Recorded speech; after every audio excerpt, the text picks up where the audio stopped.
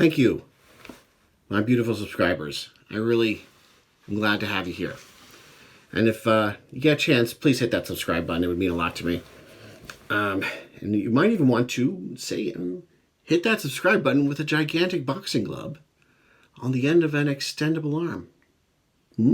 So yes, we're talking about Rockin' Cats. Continuing on the choo-choo train of 1991 Nintendo Entertainment System releases, we're talking about Rockin' Cats from Atlas, which is such a mind crumple, because when I think Atlas, I think anime girls with big eyes, primarily on PlayStation-related things, you know? But yeah, they've been around. They've been doing stuff. They've been all over. They've been down all those dusty trails. One of those dusty trails was Rockin' Cats. Was a very, very much American funny animal cartoon-styled platformer. Okay? That if you watched Heathcliff growing up, you'll get the vibe. Okay? Here we follow Willie, who is a jazz musician in Rockin', New York City. Despite the fact that it's called Rockin' Cats, he's a jazz musician. Okay. All right, so major stumbling block there. Second major stumbling block, this is the hardest game to control that I've ever played. It cannot handle it, okay? Which is a crying shame with a capital C, okay? Because if there's one thing I love in a video game, it's a grappling hook. Grappling hook! Come on! It's like, God, can finally get to be Batman. Grappling hooks are my life. And you have essentially an awesome, extendo punch plus grappling hook mechanic that you get from frame one of the game. Here's the thing. I have it explained to me by the Angry Nerd. I've had it. I've read the instruction booklet. Okay, I've read the walkthrough. I still could not get how to work this thing. Just could not get it. All right, it was not happening. Okay, but eventually, through trial and error and rereading some strategy guides, I eventually, after many, many times, finally got this thing to work. And if you just, if you just bear me a moment, let me try to describe it so that some poor Padawan on the cyberspace will not have to endure what I endured, okay? Here's how this works, okay? You reach out and grab a ledge above you, okay? Great. Now, your instinct is going to be to take the D-pad and push it in a direction, okay? No, don't do that, okay? What you do is, once you have successfully latched onto a platform, the thing to do is just take all your fingers off, take off the buttons.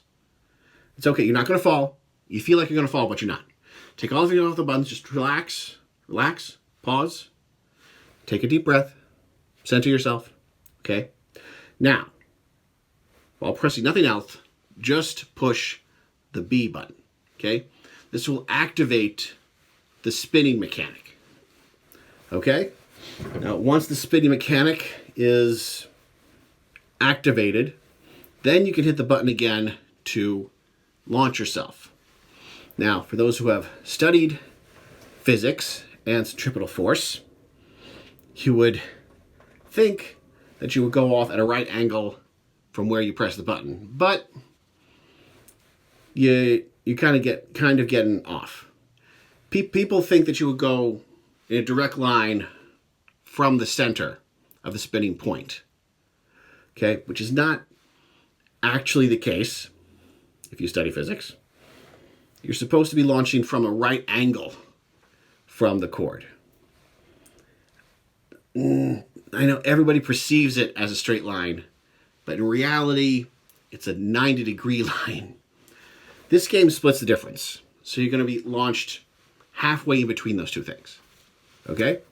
Now, once you fully realize exactly what's happening, you can now start your rotation.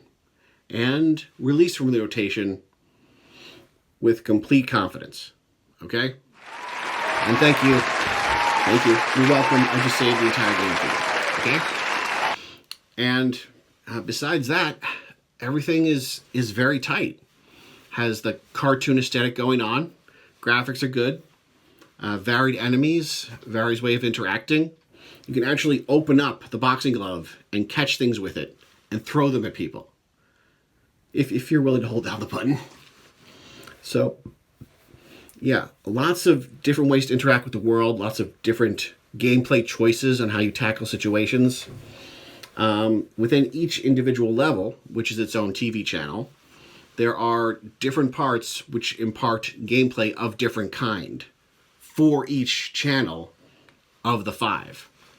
So, yeah, lots of variety, lots of choices to be able to make.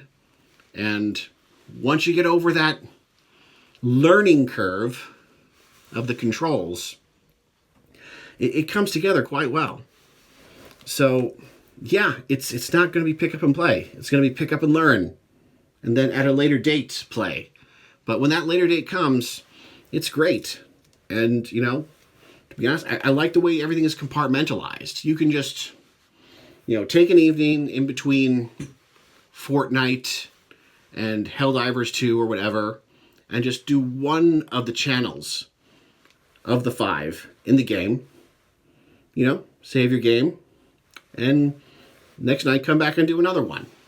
You know, it's not a huge marathon. You don't have to beat 6 death-defying ninja levels in a row. You can just chill out a bit.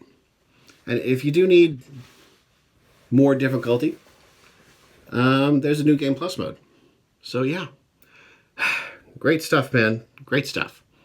So yeah, I was really, really frustrated and angry at this game at first, but I came around to it, which is saying something.